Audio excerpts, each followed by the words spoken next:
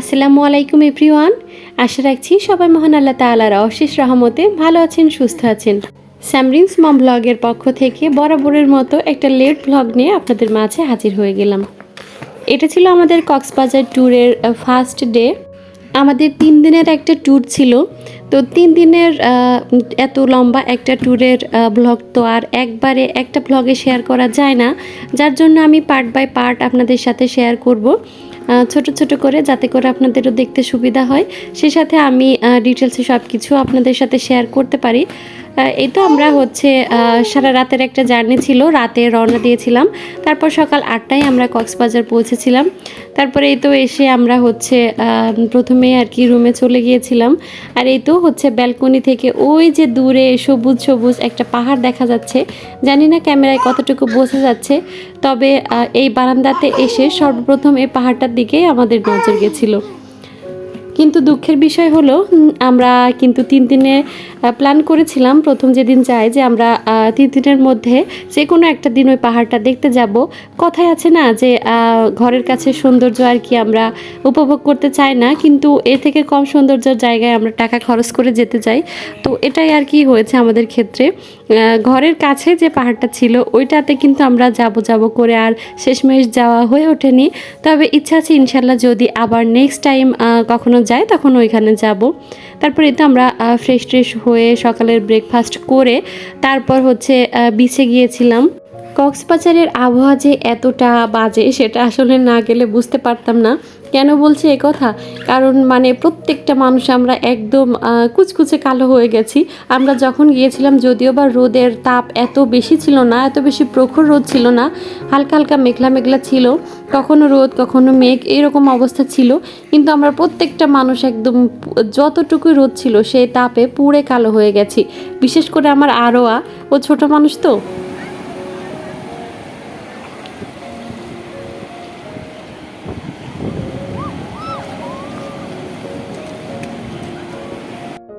আমার আরোয়াকে নিয়ে একটু টেনশানে ছিলাম যে এত বড় একটা জার্নি ও কি করতে পারবে, ও অসুস্থ হয়ে যাবে কি না। তবে আল্লাহর রহমতে সুস্থই ছিল, কিন্তু একটু সমস্যা হয়েছিল, সেটা আমরা রওনা দেওয়ার আগেই হালকা একটু পেট খারাপ হয়েছিল।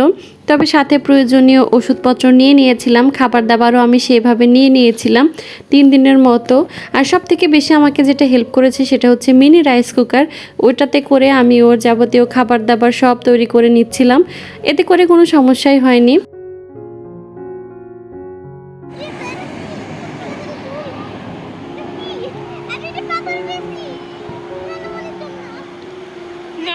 জন্য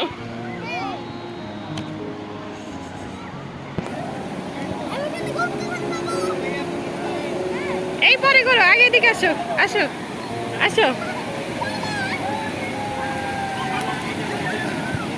সামনে না, এখনই ভিজো না, এখনই ভিজো না।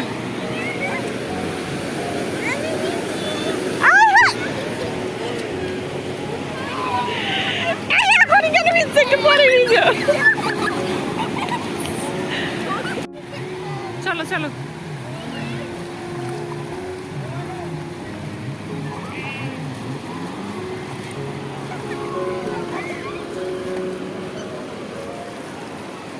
এই ফোন ভিজে যাবে, ফোন ভিজে যাবে।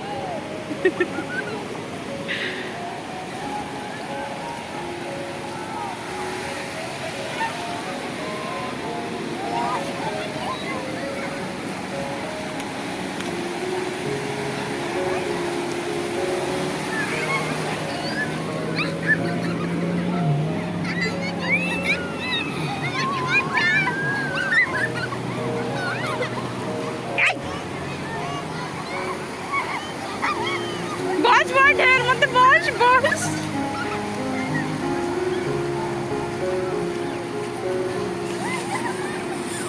এভাবে হাসতে যায় না।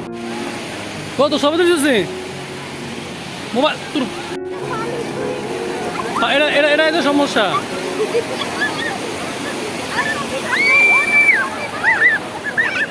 তুমি বসে থাকো না আব্বা।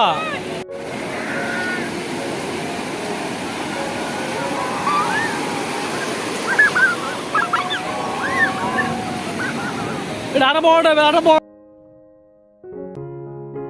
এরপর আমি আর সামরিন এখানে বালু দিয়ে একটু ঘর বানানোর ট্রাই করছিলাম, কিন্তু সেটা হয়নি, ভেঙে ভেঙে যাচ্ছিল, পারিনি। সবসময় আর কি দেখেছি যে কত সুন্দর করে সবাই বিচে গিয়ে বালু দিয়ে বিভিন্ন রকম ঘর বাড়ি বা বিভিন্ন আকৃতি তৈরি করে, কিন্তু আমরা সেটা পারিনি। তবে একটা মজার বিষয় হলো, আমরা যেখান থেকে বালু নিচ্ছিলাম ওইখানে একটু একটু করে পানি জমতে জমতে, মানে নিচে থেকে আর কি পানি উঠছিল, পানি উঠতে উঠতে জায়গাটা একদম ভরে গিয়েছিল। এরপর সামরিন আমাকে বলছিল, মাম্মা এইভাবে করে একটা টাওয়ার বানাতে পারবা, কিন্তু সেটাও পারিনি, কিছুতেই হচ্ছিল না। বালু অতিরিক্ত ভেজা ছিল সেই কারণে, আবার একটু ঝরঝরে বালু নিলে সেটাও কিন্তু পড়ে যাচ্ছিল, তো যার জন্য শেষমেশ আর কি কোনো কিছুই বানাতে পারিনি। আর এইদিকেই তো আমার পাখিটা একদম রোদে অবস্থা খারাপ হয়ে গেছিল, তার ঘুমাচ্ছিল, ঘুম থেকে উঠে পরে দেখে যে আমরা বাইরে আছি, তো ও একটু হতবাক হয়ে গিয়েছিল। আর সমুদ্রে যে বড় বড় ঢেউগুলো আসছিল না, ওইটা দেখে ও খুব একটা বেশি রেসপন্স করছিল না, হয়তো বা একটু একটু ভয়ও পাচ্ছিল যে এগুলা কি সাদা সাদা ভেসে আসছে। তো ওর বাবা ওকে ওইটাই দেখাচ্ছিল। আমরা 1 ঘন্টা মতো বিচে ছিলাম। তো এটাই ছিল আমাদের কক্সবাজারের প্রথম দিনের সকাল। নেক্সট ব্লগে দুপুর থেকে রাত পর্যন্ত আমরা কি করলাম সেটা আপনাদের সাথে শেয়ার করব। সবাই ভালো থাকবেন, সুস্থ থাকবেন। আল্লাহ হাফিজ সবাইকে। আসসালামু আলাইকুম।